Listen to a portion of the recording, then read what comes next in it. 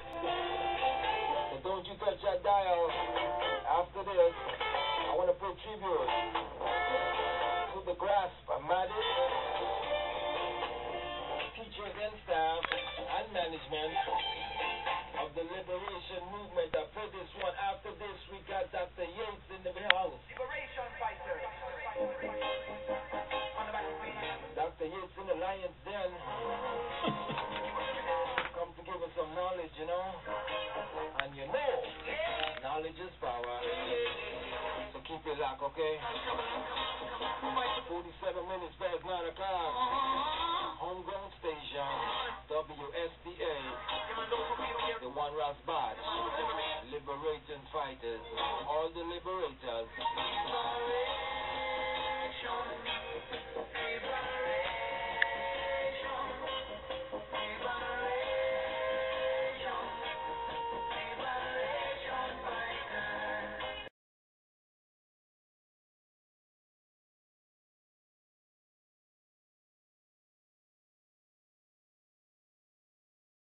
Dream, a vision.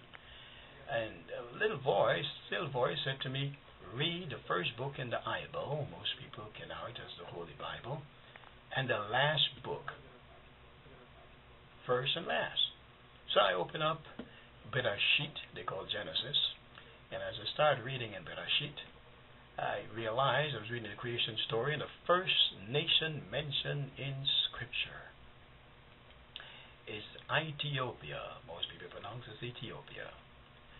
And I was amazed. I said, wow, maybe this is a sign. The Creator is saying, this is the place I need to go. That has nothing to do with the Ivory Coast.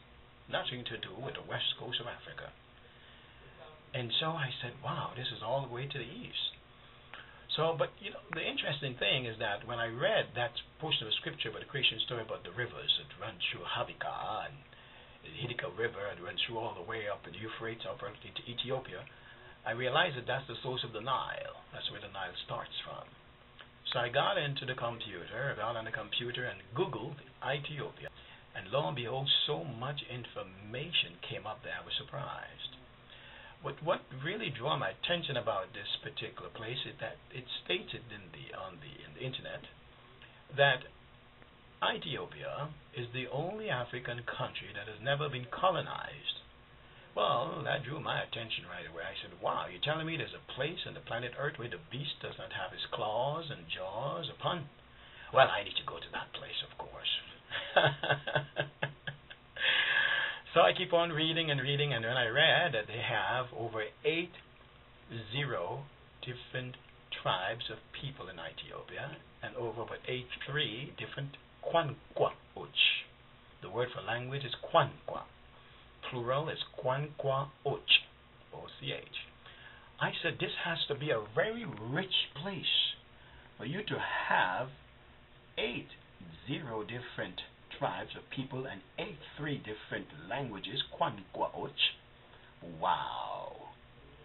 I need to go a place like, because I'm always fascinated by Kwankwa-och languages. And so I decided to look up for hotels and places to stay.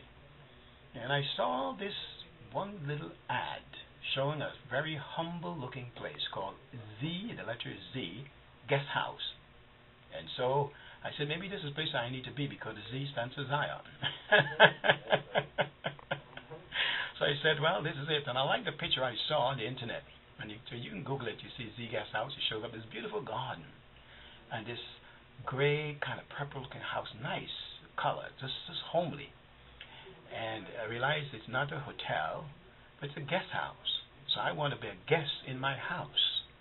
So I said, this is the place I need to go. And so I made a salot. Salot means prayer. In Ethiopia, the word for prayer is salot. So I made a salot, and I asked my Creator and ancestors to please let my people in Habesha, they call Ethiopia, be aware that I'm coming home. I remember asking the Creator to send Malak-och angels. The word for angels is Malak-och, to go ahead of me and to tell them to prepare a place for me, that I'm coming home. About a month after that, booked flight, everything, and went to Ethiopia for the first time. And I told my peoples or my family members who reside in New York. New York is my home state of residence before I came to the Virgin Islands many years ago. And I told them I'm going to Ethiopia, Africa. They screamed, says, "You don't know anyone there. What are you going to Africa for?" I said, "Oh, now, hold on, folks. I'm not asking y'all to come. I'm not saying y'all going. I'm saying I am. But at least here you will now." So I went because it was my destiny, my purpose, my calling, and the ancestors were calling me, not them. So I had to go. And I had gotten sick and tired of being sick and tired of a lot of things I see happening in the Virgin Islands, that I needed to have a place of a sanctuary for me to be anointed, to heal. You know, it's like I read in the scriptures in the New Testament about Emmanuel, they call Jesus.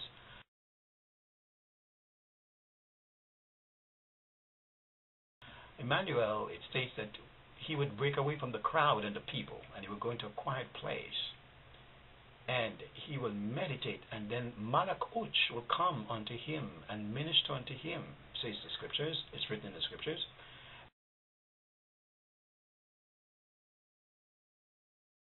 And they will give him the strength and the energy, they call energy, so that he can carry on his work. So I needed a place like that. And it is Habesha, Ethiopia. So I was going there for healing and for renewing of my strength. And in so doing, while going there, I realized that as soon as I got there at the airport, there was the queen of the guest house, the owner herself, was waiting for me to welcome me there.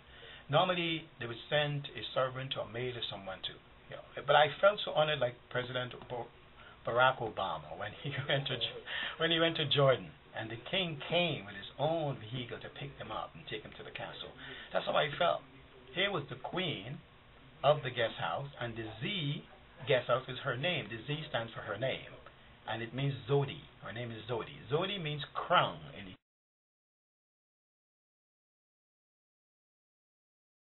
Ethiopia. Right. So she showed up with this glow on her face. See, the Malach Uch already went there ahead, and already let them K-N-O-W, Kenau, that I'm on my way. And I was, listen, I remember when this was the year 08. As soon as I came out to the waiting section, with people waiting for their families, right? All these Ethiopians, beautiful eyes, have these unique eyes, these African Ethiopians, unique eyes. And they looked at me, and people started clapping and cheering. They said to me, "Welcome home, African. Welcome home." Wow. It was amazing. It was so overwhelming that they looked at me and they started clapping. They're waiting for their family members coming off the plane. And they looked at me and said, "Welcome home, African." And I went to Zodi. Zodi had a sign saying, "Al Shalamti," with eternal peaceful greetings. And I said, "I'm Dr. She said, "You Dr. Yes." And she hugged me so tight. And it's like I was like a prodigal son coming home. Yeah. And so we got into the vehicle that she was driving, and she was taking me to the condominiums we were staying at, this private condominiums, guest house. There's so much for the eyes to see, and I had so many questions. And what's that building? And what's that church? And what's that mosque? And what? She said, "That's the Orthodox." I said, "Can we go in?" Sure. She said, do you mind taking a mini tour before we get to? I said, "That would be great." Oh, man. Got to her place, sat down. We ate. And we versated. We did not conversate. We had a beautiful versation. This was in the Tawat. Tawat means morning. And this was on Ehut, which is Sunday. Ehut. And we talked like for about 3 hours, eating the wonderful injera, the Ethiopian foods, and all. And after that, I said to her, "I think I can take a nap." She says, "Okay." All she had to do was clap twice. And the maids came willingly, humbly, to take my bags, to wash my feet. It was so amazing. It was like a prince really coming home. Right.